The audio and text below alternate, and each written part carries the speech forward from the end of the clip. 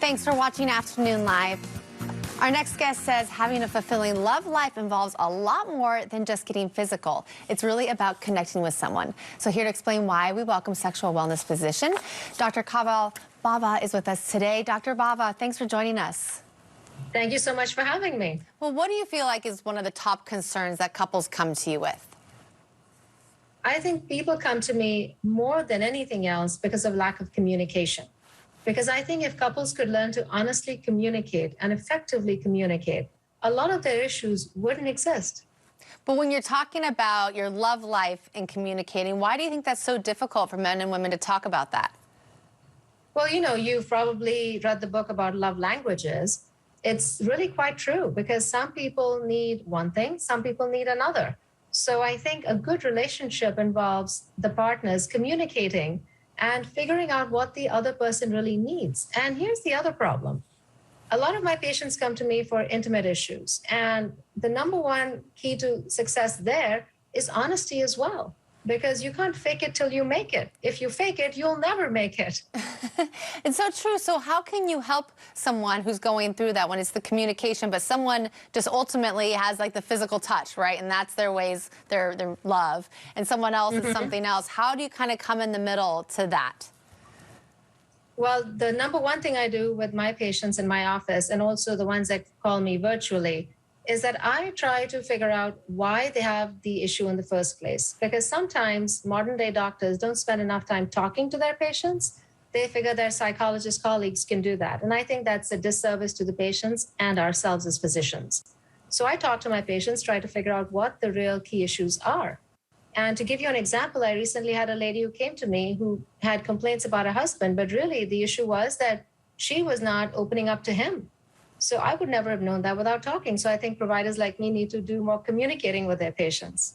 What are some ways that couples can improve their communication? I think it's the small things. I think it's spending time holding hands. It's, old-fashioned chivalry. What happened to that? In today's Me Too world, sometimes, relationships suffer because of that.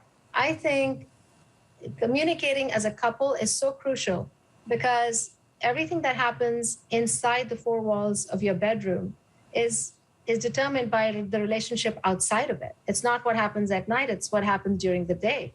And I think whether it's being cognizant of your parents, your couple's, your partner's needs, whether it's being cognizant of the fact that maybe they're a new mom and baby's been keeping them up all night, it's small things.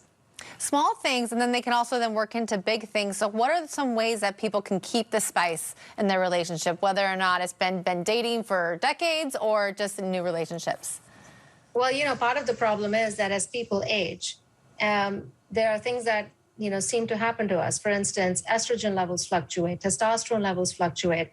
And testosterone, by the way, is not just a male hormone. Women need to have it as well. So whether it's poor libido, whether it's being, fogged mentally, whether it's not finding the vigor to perform in the bedroom, so much of it is small things that can be tweaked. So if you go to your doctor and get checked for basic hormones, that's a big deal. Now there is so much great technology that I'm using, for instance, to help women with their intimate health, men with their intimate health, performance issues, pleasure issues. There's so much that can be done today. You say that women should express what they want and their partner will then follow. I'm sure the switch is also true, but why do you think that's so important? I think that men sometimes get the tough end of the stick. I think men don't always get credit. If women aren't honest with their partners, they can't provide to them what they're looking for.